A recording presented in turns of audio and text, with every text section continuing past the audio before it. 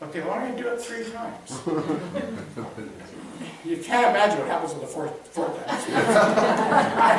I love this. I'm going to start using it. On the 4th time, and they're still reiterating their pains and their wounds, they turn their backs to the guy who's talking, and they yell out, "Enough!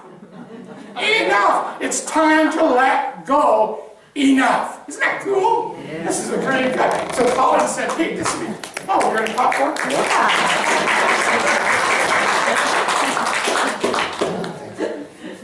So Colin says, "This wouldn't be interesting if we treated our friends like this." And our relatives as well. Let's say they tell us my relatives. That's why I moved them 3,000 miles away. So anyway, they would, we'd say, hey, they tell us their pains and their gripes and their wounds 3 times. On the 4th time, Colin said we should do this. We should say, we've listened to this story 3 times. It's time to let it go. Because I love you so much, I won't allow these wounds to take power over you, to listen to you talk about them. It's time to let go. Isn't that cool? Mm-hmm. And when we think about this, we can ask the question then. He said, I love you so much, it's time to let go. So in our own stories, when is it time to let go? Every one of us carries the baggage. We do. We've talked about it before in past things, that it's time to carry out the baggage, but we call it garbage too. Well, when is it time to let go? And so I came up, I think this is really kind of cool. It's time for us to let go when we love ourselves and we respect ourselves enough that we want to return our consciousness to what Jesus said as a little child. We're a consciousness of purity, to return to that place where our consciousness is not contaminated with all this garbage of the physical world. Do you agree with me on this? Yes. Oh, yes. Say yes, yes. So, I lost my story. So when is the time to let go? The time is in the now. And I had this. When we find ourselves kowtowing to somebody else's opinion, whether it's about us or about anybody, and we're kowtowing to this opinion, and the opinion is generally negative, it's time to let go. When we start fretting, and I do that too, I fret sometimes. When we start fretting about not getting our way, Angela always has to get his way. My problem is I've got 14 women ministers also. Must always have her way. And you're laughing, but it ain't funny. But when we start fretting about not getting our way, Angela doesn't want to be fretting every moment of the day because of the situation. So it's time to let go. And when I become doubtful and fearful about whatever it is, anything, it's time to let go. Are you getting sick of the word let go? Well, we need to be sick enough about it so that we don't have to hear it anymore. And Jesus, when he was explaining this whole situation in Aramaic, because he did call it sabak. Sabak. It means to forgive. And what it means is to restore our consciousness. That's what in Aramaic, what sabak means. To restore our consciousness to the beginning. To the way we were when we were just as little children. And so what is the power of forgiveness? So when we practice this and we involve ourselves in this idea of forgiveness, there's a power involved. And there's a story that I love. And Greg, how many of you know about Greg Braden? He's kind of cool. And he wrote the book, The Matrix. And he also was quoting Small Miracles, another book called Small Miracles. And it's about a guy named Joey. Joey was 19 years old. And what happens to him is he couldn't buy into it. At 19, he couldn't agree to his traditional Jewish background. He just couldn't, he wasn't there yet. And so he was always questioning, and always being rather negative towards it. So one day his dad said this, "Joy, you're disrespectful to your culture, to your beliefs.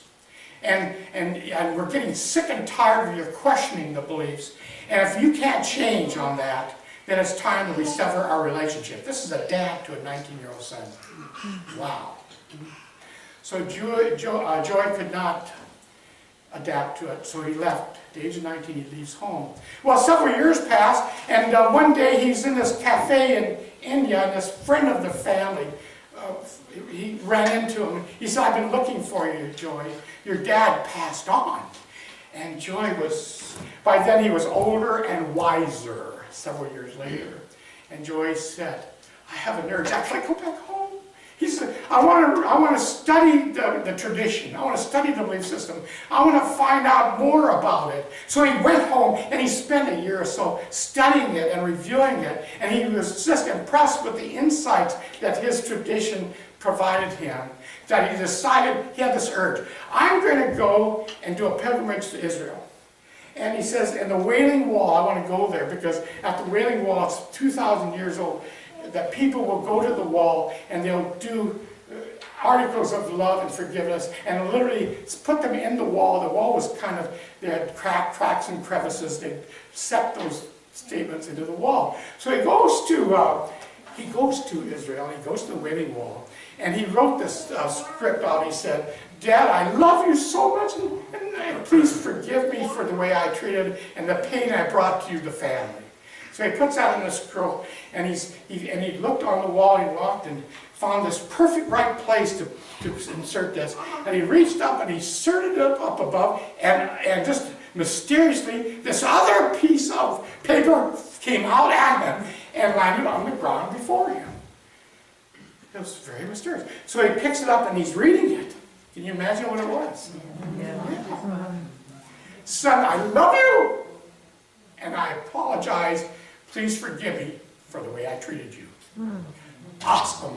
This is what we call the power of forgiveness, and I think it's absolutely awesome. Do you agree with that? Yes. I'm getting more claps today. So this idea of forgiveness helps us detoxify our mental atmosphere, cleansing it. But it does one thing else that I wanted to mention, and it goes back to Bob's talk about 2 or 3 weeks ago. How many of you remember his talk? It was pretty profound. And Bob said this, and I'm bringing this forward because this is something else forgiveness does for us. Bob's mentioned that we're all spiritual beings occupying bodies, and therefore, why do we do prayer treatment? Why do we heal? If we're traditionally a spiritual being, eternal, and we're whole and complete right here and now, why do we need a prayer treatment? Why do we heal? And Bob said this: we do prayer treatments or prayer partnering or whatever we want to call it here at the church to do what? To remove the blockages we have with the connection to the source of all there is, to the source of life itself. Isn't that amazing? And we know that when we treat people rudely, when we are unforgiving, or we try to react the way they're acting towards us or we don't like, or that we have anger and fear in our lives, we start creating blockages in our consciousness. And if that continues, the blockages, they continue, they pile up. And so then we start doing what? We start being depressed. We start having headaches. We start being sickly. And if it continues, what happens is we get really sick and we may even die over it. That's the power of forgiveness. Forgiveness actually removes those blockages and allows us to have this life force, this source of all there is, flow through, and thus creating the healing of our bodies. Because as spirit, Bob's absolutely right. As spiritual beings, we don't need healing. But our bodies, the modality that we use to get the soul around the planet, needs healing. And that's how we did it, by carrying the body. So that's another benefit of that. So in closing, what I want to give you a little story. But we're looking at forgiveness allows us to return to the beginning of what our conscience was like when we first came in. And Jesus said this, which is kind of neat, in the Gospel of Thomas. he was looking at some babies who were nursing, and he made this statement. He said, look at those babies. They're just like others when they enter the kingdom. Isn't that interesting? That when we enter this kingdom on earth, that we're like the babies, we're returned to the original consciousness that we had when we came in. And so what I'd like to call that, and I said that we return to the unfettered consciousness of the little child. Would you accept that? And so there's a little story that we can close with, and it had to do with Kathy Lee Crosby's mother, Linda. Linda told a story that happened to them when Kathy Lee Crosby was only 2 years old. She was invited to a garden party, and Kathy Lee was only 2, and she was so enamored with the swimming pool, a large swimming pool. She goes over to the swimming pool and she jumps in. Well, immediately Linda jumps up and rushes to rescue little Kathy Lee. And the friend said, hey, wait a minute, let's find out what she's doing. That little baby, now this is the unfettered consciousness of a child. The little baby was on the bottom of the pool, walking along the bottom, and every few minutes she would go like this, and she'd come to the surface and take a breath here, and then go back down, and then she'd walk further along, and go back. The unfeathered consciousness of the child, not worrying about a darn thing. And that little child went the whole length of the pool to the shallow side, walked out with a huge smile on his face. That's what we're talking about. Because what this is all about, and this month's about, is realizing and understanding that we're in control of our destiny, and it's as simple as releasing and letting go. And then we return to being the unfettered consciousness of the child. And say it loud and clear. And so it is. We're done. That's it. No more.